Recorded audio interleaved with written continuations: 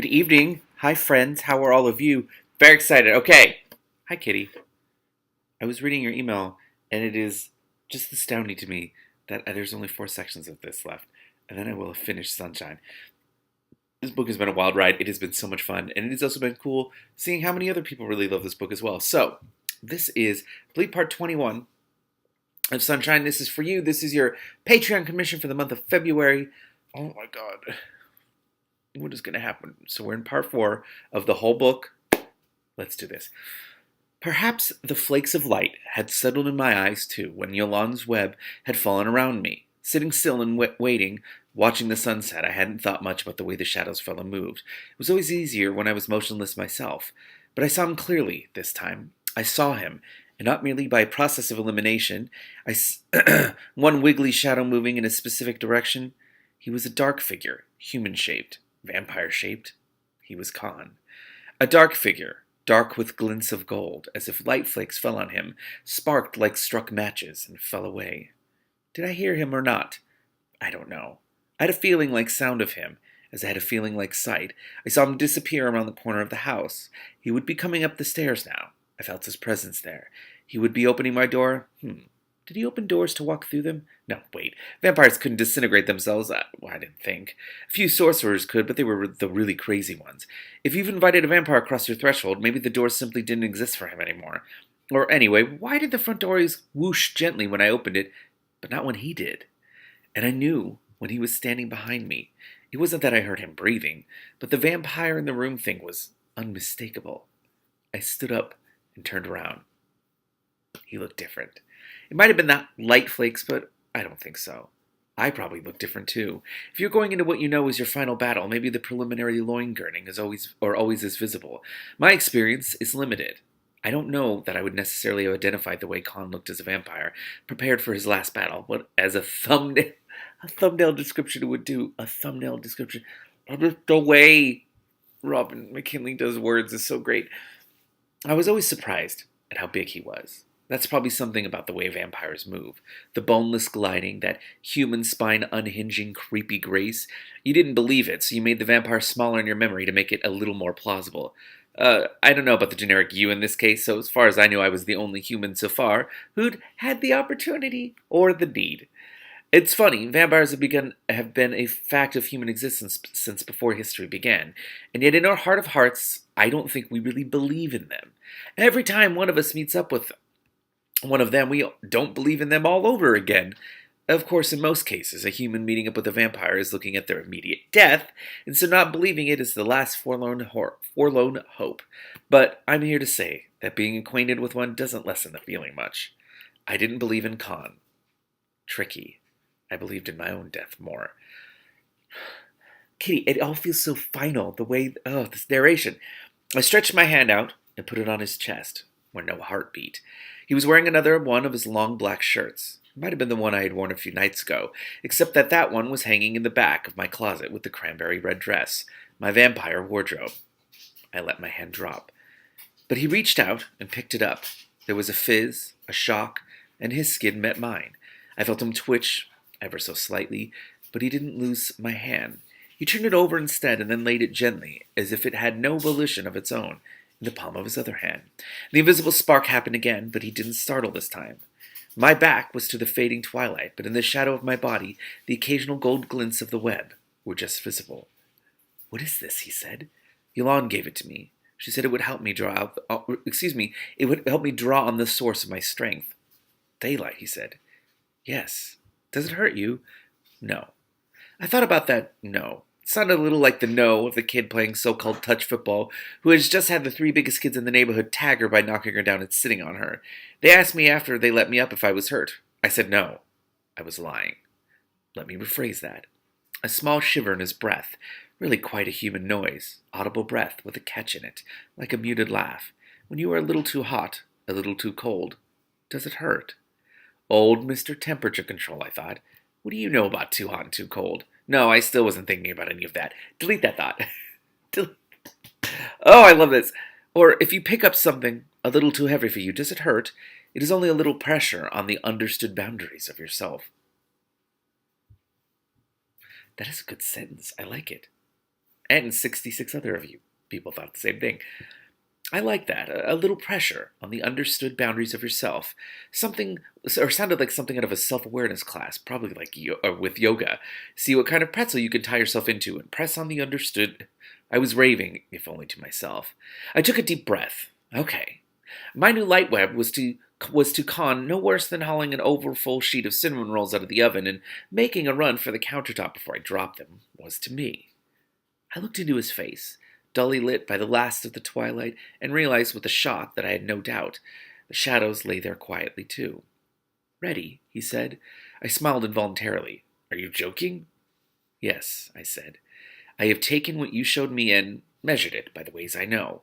I believe that between us we shall attain our goal. Our goal, I thought. I didn't translate this into practical terms. We do not travel in your nowheres, Phil, but I fear the way we are going is nonetheless unpleasant. I will need your assistance. It will not be easy both to travel that way and to guard our presence from too early detection. I closed my eyes, hurling myself into this to stop myself from thinking about it. It took a firmer grip on his hand, and began to search for the alignment. This was very different from the fuzzy, non-telephone line I had used to talk to Con. For that, I could just go to the edge of whatever it was that was out there and grope. This was more like walking through a snake pit with a forked stick, hoping you could sneak up behind the snake you wanted and nail it with the stick before it nailed you. Now, that's a fun analogy. Meanwhile, hoping that none of the other snakes saw you first. I glanced apologetically at the ever so lightly like the back of a snake pattern, glinting faintly gold in my skin. I said one of my grand's words. It was only a little word of thanks and of settling down, settling in. But I thought the light web might like it. Then I closed my eyes again. There. This may have been the light web too, or it may have been that I'd now done my compass needle maneuver several times and was getting the hang of it, or it may have been Con. Some of it was Con. I could feel the faint, scritchy buzz of connection through our palms. There seemed to be a variety of paths laid out before us. There was the totally evisceratingly worst, the slightly less worse but worst enough, the still really bad, the only basic deadly dire, and probably a few others. I was looking at the Catherine wheel glitter of the way that had blown out soft headquarters, and at the looming thing that was our destination, as Con arranged us on the boundary of one of the other, the quite awful enough thanks ways. The looming thing and its guardians didn't look so much like an aquarium this time, or if it did, those fish were sick. More like the special effects in one of those post-Holocaust movies. Any moment now, the ghastly mutants would come lurching on screen and wave their deviant limbs at us. I wished it was a movie. Come, said Con, and we stepped forward together. It's happening. By the time we'd walked off the edge of the balcony, we were firmly, if that's quite the word I want, into other space. Vampires probably can bound lightly down from third stories, but I didn't want to try it. As it was, I was immediately having a precarious time keeping my feet. There didn't seem to be any up or down, although this is a good thing when you've just walked off a balcony, or sideways, or backwards, or forward for that matter, other than the fact that we had backs and fronts, and our faces were on one side of us rather than another. This path, whatever it was a lot worse than Con's short way home the other night. At least I had feet, which was an improvement on Nowheresville. Hey, not only did I have feet, I got to keep my clothes on. I could still see the looming thing that was what we were aiming for, and since I didn't know anything about the protective detail, I assumed that my function was to keep watching it. Con propelled us, presumably forward. He seemed to know up from down and sideways from sideways. I felt things things? No, Kitty, what are things? What things? I felt things whiz past me occasionally, and while I couldn't have told you what they were, I could guess they weren't friendly. Every time I set my foot down, it seemed to resolve the place I was in a little more, as if my invading three-dimensionality was making my surroundings coagulate, and little by little there seemed to be another sort of stepping-stone system after all, although rather than the ordinary world sluicing by between the stones, it seemed to boil up and become part of the no up, no down, no anything else. I felt as if I would like to be sick, but fortunately my stomach couldn't figure out which was up either, so it stayed where it was. After some kind of time, there began to be half-recognizable ordinary things in the careening entropy. A street lamp, a corner of a dilapidated building with a revolving door, one of whose panes was broken, Stop sign. A road sign. Garrison Street. We were in no town. Oh, this is so weird. This is so weird. As we went on still use it advisedly, we flickered more clearly into no town. Sometimes we took a step or two on broken pavement as if we were actually there. Maybe we were. There were now other people sporadically present too. What? I didn't like the look of any of them. We passed several nightclubs with people wandering in and out. There were bouncers at the doors of some of them, but that mostly wasn't the style in no town. You could walk where you wanted to. Even the seriously flash Spartan clubs, the places where people who lived in downtown high-rises went when they wanted to feel like they were slumming, but were still willing to pay 30 blinks for a short glass of wine to prove they were slumming only because they wanted to, had more subtle ways of getting rid of you. That's amazing because that communicates a dynamic that is very, very real in our world, but this is a supernatural-esque thing. It's so cool. Anyway. Meanwhile, outdoors, if you fell down, you lay there, and people still ambulatory stepped over you. Horizontal bodies were part of the ambiance. Maybe you got rolled while you were lying there being ambient. Maybe you got taken home for dinner. To be dinner. Excuse me, it wasn't a good place to linger in for anyone alive, that is. But there was another myth, that if you were high enough, the suckers would leave you alone because your blood would screw them up. I don't think this is something I'd want to rely on myself. There are never-do-wells among the others like there are among us humans, and my guess is there are suckers who have developed a taste for screwed-up blood. Also, if you're hungry enough, you'll eat anything, right? Oh, and a still-breathing body face down in a gutter is real easy to, catch. I was having trouble staying upright as we winked back and forth between worlds. If, when visible, I was staggering a little, I would fit right in. I was a little afraid I might see someone I knew. Gods and angels, never underestimate the power of social conditioning. Even under the circumstances, when I was fully expecting never having to face or explain anything to anyone again for the next few minutes or hours or time fragments splintered by chaos space, I was worried about this, that I might see Kenny, or his friends, or some of the younger, dumber regulars at Charlie's, or even what remained of a few of the guys my age I knew who hadn't got back out of drugs again. What was I afraid of? That they might see me, too, holding hands with a vampire? That I would look as if I was merely under the dark and going to the usual fate of a human seen in the company of a vampire? I was supposed to care? I kind of love that she cares, though. I didn't know what any humans might be making of us.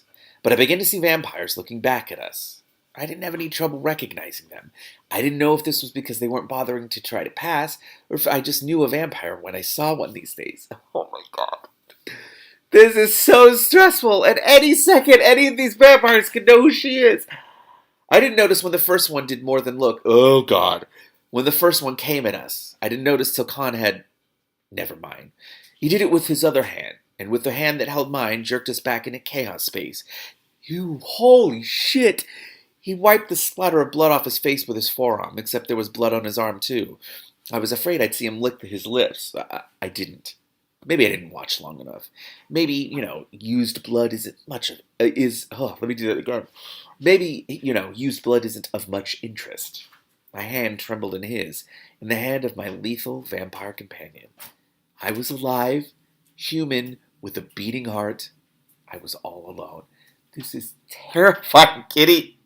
The next time there were several of them. This time Khan jerked us out of chaos space because he then had to let go of my hand. I was glad I didn't have to find out what would happen if I got left there alone without him.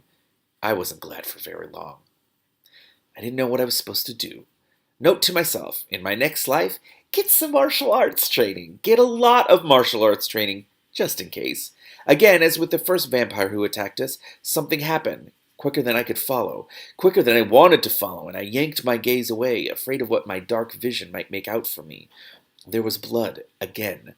But there was also at least one vampire left over while Khan was otherwise engaged. And he was looking at me. I looked at him, not thinking about anything but my own terror, my eyes wide open so wide that they hurt. He met that gaze. Hey, he knew a human when he saw one, and he knew he was a vampire. And I saw him falter. And then Khan had turned from whatever he was doing and took care of that one too fast for me to look away. I think I probably cried out. Jessie wasn't going to rescue me this time. I wasn't going to come to myself with human arms around me and a human voice shouting in my ear, "It's all over. You're all right." What did he do? What is he doing to them? Oh my god! There was now quite a lot of blood, and bits and pieces. I had blood on me too. Khan seized my hand again and said sharply, "Come." I didn't dare look in his face. There would be no comfort, no reassurance, in the face of any vampire. When I took a running step to keep up with him, my shoes slipped. In the blood. There was so much blood on our hands that as it dried, our fingers stuck together. The meaty smell was a miasma, a poison gas. Fuck, Kitty. We didn't duck back into the chaos space. I'd half forgotten my alignment, but it was now as if it was tied to me, or I was tied to it. It was pulling us along through those dark, broken streets where the shadows lay twisted and crumpled like dead bodies, pulling as if we were on a leash. I wanted to untie it, but I couldn't. I mustn't. I wanted to. No, it was too late. Even if I had funked it now, at the last minute, after the last minute, all it would do now is get us killed sooner. I could hear them. Someone keeping pace with us. Why didn't they close in, cut us off, attack us? Khan said quietly, as if there was no urgency whatsoever, "Bo will not be able to say your name. Either of your names." What? Sunshine? Ray? Daylight names. Old vampires can't say daylight words either? The very old vampires that can't go out in the moonlight that is only faint reflected sunlight? The academics would have said Khan counted as very old, and he didn't even wait for full dark. Twilight was good enough for him, and he called me Sunshine. There are different ways of being what we are. Apparently Bo hadn't aged so well. Something to talk to the academics about. Variability of aging among vampires. Usage of certain words pertaining to daylight by aged vampires. Maybe I could get my pass into the other museum's library after all. No, wait. I was about to die. No. I hope you're okay. I don't know. I didn't immediately see what good Bo's not being able to say my name was going to do me. Bo wasn't going to need to say or know my name to kill me. Okay, names are power. We'd had that back at the lake. Big deal. Fangs are more power. We'd had that at the lake, too. Khan had chosen to let me go. Bo wasn't going to. Why had I agreed to this anyway? Oh. You feel the pull strongly? Khan went on in that infuriatingly calm voice. Bo has connected to our presence here. We are separated. Go on. Follow that connection to its end. Leave me. I will catch up with you when I can. Oh, good. I was so glad he would make the effort to catch up with me later, although I wish he'd used the word goal or aim rather than end. I recommend, he added, dispassionate as ever. I was trying to remind myself that he always sounded unbothered, not to say dead. Maybe it was a good sign he sounded so unflapped now, as if this was still all part of the normal range of vampire activities. I almost didn't hear the rest of what he was saying. You do not attempt to retreat into any other space, including the way I have brought us both. You would only draw some of Bo's creatures after you, and their advantage there would be greater than yours. Right, like it wasn't greater than mine everywhere. I realized that while we were no longer in the chaos space, we weren't exactly in No Town either.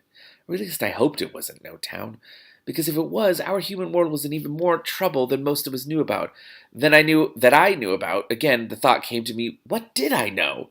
Pat said 100 years, tops before, and the people who came to No Town for thrills weren't likely to notice that the whole scene was sliding over the edge of normal reality into... I felt the pull strongly, all right, like a hand around my throat that was slowly tightening. If I was a dog on a lead, I was wearing a choke collar, and my master didn't like me much. Maybe it was a sense of pressure that made my vision go funny, but then my vision had been funny for 2 months now, and I was kind of used to funniness. But this was a new kind of funniness, where things seemed to dance in and out of existence, rather than merely in and out of light and darkness. There were streetlights where we were. Some of them still worked, in great swaths of darkness. There was the uneven pavement under our feet, the potholed roads, the crumbling curbs. Once I stepped unawares on a manhole cover, and the sound this made, even in this night of horrors, made my heart leap into my throat. There were tall buildings that seemed to prowl among the shadows. Few of them had dim lights burning that gave the old peeling posters on their walls an undesirable life. Huge, painted eyes winked at me. Fingers as long as my legs beckoned to me. The way the clubs leaped out of the night with their noise and bewildering lighting, stabbing and erratic, rhythmic and dazzling, rainbow-colored or this week's fashion match, heightened that sense of otherware. Hey, I wanted to say to some of the humans we passed, you don't need drugs. Let me tell you, there are spaces between worlds. There are master vampires that loop invisible ropes around your neck and drag you to your doom. We were running through No Town. This is actually fucking happening. Hold on, I need some water. Holy water, apparently. I hear our footsteps. No, I hear my footsteps, and the kind of unmatched echo that chills your blood, because you know it means you're not alone, and what you're not alone with isn't human. I remember when hearing and seeing were simple. It had to do with sound and light and the manageable equations that they taught you in school. I'm wondering if anyone notices us. The only kind of running that goes on here is the furtive kind. No joggers out to burn off last night's burger and fries or reach the buzz of an endorphin high. No one, hearing running footsteps, especially running footsteps with an unmatched echo, is going to look up if they can help it. I guess I can stop worrying about seeing someone I know. A few people do look up, though. Bad consciences, old habits, a momentary or drug-induced forgetfulness about who or where they are. Excuse me. I think I meet the eyes of one young woman. I see her take me in, take Con in, disbelieve us both, and then we're past her, running out of the light surf back into the ocean of darkness, into a fresh seethe of vampires. They didn't want to connect with me. Lucky me. I winced and twitched out of the way of anything I saw, anything I half saw. I stopped trying to see anything and let my instinct, whatever instinct this was, keep me moving. Where was Khan? No, I still knew him from the rest of them. For one thing, he was the center of the seed. There's only one guy on your team. He's the one everyone else is jumping on. It went on in a horrible, almost silence. There was a hot circlet around my neck and across my breast. There were two small fires burning in my two front jeans pockets. Apparently they'd learned their lesson that first time when the sun sword had hit the pillow. They didn't set my clothes on fire this time either. And it wasn't because they weren't really putting it out. They were. The evening we'd blown soft headquarters wasn't even a dress rehearsal for what was going on now. Even with my talismans going full throttle, my luck didn't hold for long. Someone crashed into me and tore me away from Khan, out of the seed. It was taking me somewhere. It was, in fact, the same direction I was being dragged by my invisible leash, but I didn't feel I wanted any help getting there sooner. Besides, whatever Khan had said about going on without him, I'd rather not, thanks. I saw a shape. Oh, you don't even know what it is. Oh, I assume it's another vampire. Ducked away from it. It seemed a little uncertain of its own bearings. It missed its grab, and teeth ground down my arm, strangely fumbling, if teeth can fumble. Hey, my jugular is up this way. I wished for a nice apple tree steak, well impregnated with mistletoe, except I didn't know how to use it. Staking takes training. The table knife had been a one-off. I put my right hand in my pocket, braced the butt end of my hot little knife against my palm, and pointed it up between my fingers. Not with the blade open, just the hard, blunt end of it. Like a single fat brass knuckle. I saw it momentarily, shining like a tiny moon, like a slightly misaligned gemstone in a ring. Then, oh shit, I swung it, with my paltry human strength, up in the general direction where the base of the breastbone that belonged to the teeth in my other arm might be. I connected. The wide, blunt end of my knife, sank in. As it did, it blazed up, no longer moon-like, but sun-like, golden, shining, a tongue of flame, and in its light I saw a golden lattice extending up my arm. I had just time to remember what had happened in an alley when I had used a table knife. The noise was different. There were no narrow alley walks for the gobbets to smack against. Instead, I heard the thick, heavy splat, like loathsome rain, as they fell around me. I'd forgotten the smell of something long dead and rotten. I thought, they're not even a little human anymore when they explode. They shoot, Jesus Christ! They shatter so easily, like throwing an overripe melon against a fence. No melon ever smelled like this. Holy shit. Khan, I can't believe this, Kitty. Khan rematerialized from wherever he'd been, from whatever he'd been doing. I just managed not to wince out of his way, too. The problem is he looked like a vampire, and at that moment he looked a lot more like a vampire than he looked like Khan. One of the even more comforting than usual stories about vampires is that sometimes, during vampire gang wars, for example, they go into berserker furies and tear anything they can get their hands on apart. Not only their enemies, but their comrades, the guys on their own side.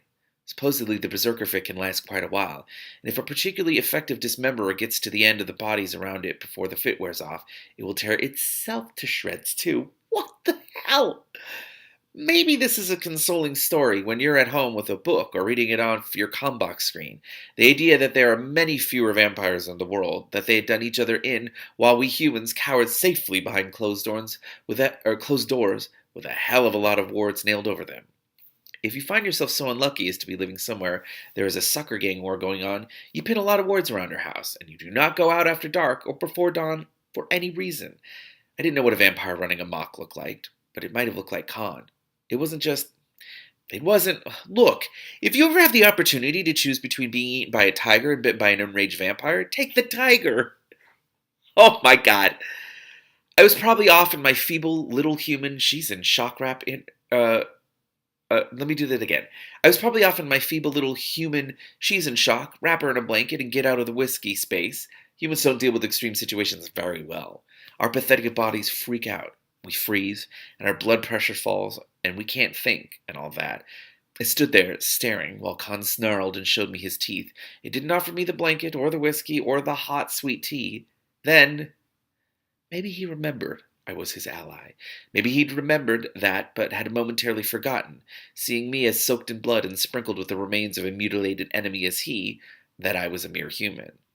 Maybe the snarl was the vampire equivalent of, hot damn, well done. Whatever. He stopped snarling and drew his face together. When he seized my slimy hand and pulled me along after him again, I didn't gibber. I didn't collapse. And I didn't throw up. I stuffed my knife back into my pocket and went. Kitty, this is a lot. I wish I could forget how it feels. Your hair stuck to your skull with blood.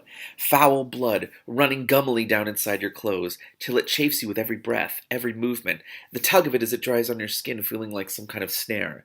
Blood in your mouth that you cannot spit the vile taste of away. I think I must have gone into some kind of berserker fury myself. There are things you don't want to know you can do, aren't there? But if you're lucky, you never find them out. I found out too many of them all at once. I, who had to leave the kitchen at Charlie's when they were whacking up meat into joints or putting slabs of drippy, pulpy, maroony red stuff through the grinder. Blood stings when it gets in your eyes, and it's vicious, so it's hard to blink out again. It may not only be because the blood stings that you're weeping. I've always been afraid of more things than I can remember at one time.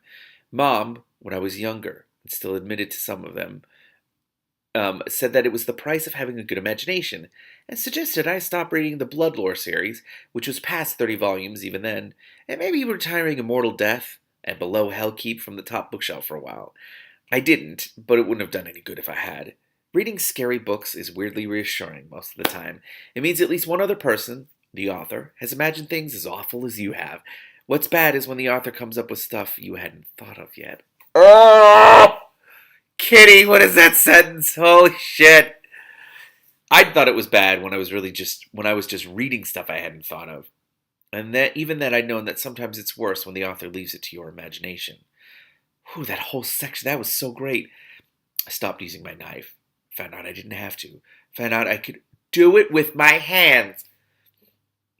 It was still mostly Khan that we got through. Even warded up the wazoo and covered in bright gold cobweb, I was still only human. I was still slower and weaker than any vampire. But I had Khan, and I was warded and webbed, and the vampires didn't like tangling with me. They kept choosing to tangle with Khan, even though they could see, graphically, what had happened to the last vampire, or 12, or 27, or 4,008 vampires that had tangled with Khan. If we ever got to the end of this, haha, and so on, and wanted to find our way back out of the maze, it wasn't a thread we would have to follow, but a path paved with undead body parts. This is a lot. Maybe they thought they'd wear him out or something. I still got a few. You'd think offing a few vampires would feel like doing a community service, wouldn't you? It doesn't. Not even when they don't explode. That's why I started doing it with my hands. They didn't explode, I discovered, if I merely jammed my fingers in under their breastbones and pulled. My vampire affinity. I lost track. There was gore and gruesomeness, and then more of it, and I hated all of it, and was ready to be killed just to get away from it. If someone would promise me, cross their heart, and hope to die, very, very funny that I wouldn't rise again. And any semblance. I still wasn't sure about the mechanics of turning, and it seemed to me that dying in the present circumstances probably wasn't the best recipe for staying quietly in my grave afterward, supposing someone found enough of me to bury. I would have liked to give up. I meant to give up. But I couldn't. Like I couldn't stay at home and hide under the bed, I guess. Maybe it was promising Con to stick around as long as I could. Stick seemed to be the right verb under the circumstances. Every time I lifted one of my blood-clotted shoes, there was a sticky, ripping noise. And then everything went quiet, at least except for the noise I was making. Mostly, it was just breathing, maybe bleeding a little. One of the things that had happened during the business of our savaging, during the business of savaging our way through Beau's army, was that I'd begun to know where Khan was, like I knew where my right hand or my left leg was. It was a bit like unwrapping something from swaths of tissue paper, or following an idea through its development to a conclusion. You have an inkling of something, some shape or concept, and it gets clearer and stronger till you know what it is. It happened while the occasional shrieks and dead flesh noises went on, all those near misses with my own death. I understood that I was crazy. Crazy to be still alive. Crazy to be doing what I was doing to stay alive. Crazy to be trying to stay alive. This knowingness about Khan was a strange island in a strange ocean. That sense of Khan's presence, of his precise location, had undoubtedly saved my life several times in the carnage, if it hadn't done much for my sanity. But it meant that when things suddenly went quiet, and I felt some vampire, coming noiselessly up behind me, I knew it was Khan. "Well, well," said a silent voice. "Oh boy," from an invisible speaker. "This meeting has been much more amusing than I anticipated. Oh shit, it's happening." I didn't have to hear Khan snort. He didn't, of course. Vampires don't snort, even with derision. But I knew as Khan knew that the voice was lying when it was said, amusing. I also knew who this was. Beau. Mr. Beauregard. The fellow who had got us in all this. The fellow we were here to have the final meeting with, him or us. I was pretty sure things had only started to get amusing, even if they hadn't gone quite as Beau had expected so far. And while I knew vampires didn't get tired exactly, I knew that they'd come to the end of their strength. I'd seen Khan coming to the end of his out at the lake. I didn't know how one evening of tearing up your fellow vampires limb from limb matched against having been chained to the wall of a house with a ward sign eating into your ankle, and the sun creeping after you through the windows every day, day after day. But I doubted Khan was feeling bright-eyed and bushy-tailed now. I sure wasn't. I was missing my nice, sympathetic human emergency room text saying, "There's nothing really wrong with you. We're giving you a sedative, and you can go home." I was also so tired that the weirdness of my dark vision was starting to bother me again, like new shoes that aren't quite broken in yet, that you've been wearing too long. I couldn't tell how much of what I was seeing, or what I seemed to be seeing, was happening, and how much of it was my overstressed brain playing tricks on my eyes. I stared around, trying to make sense of what I was, not seeing. It was dark in here, wherever it was. When had it become in here? We'd started out on the streets of No Town, more or less. Well, we weren't there anymore. Given the mess, I was glad no humans were likely to stumble across us. I tried to settle down, settle back into my skin. Except I didn't want to be in my skin anymore. I didn't want to be me. I didn't want to know me. Kitty, this is too much. What the fuck? Oh, Kitty, that was so much fun to read in a really gross, disgusting way. That was awesome. It's happening. It's fucking happening. I can't believe it. Thank you. And all the other Sunshine fans, I will be back next month. Only 3 more of these. Only 3 more. Oh my god. Thank you, Kitty.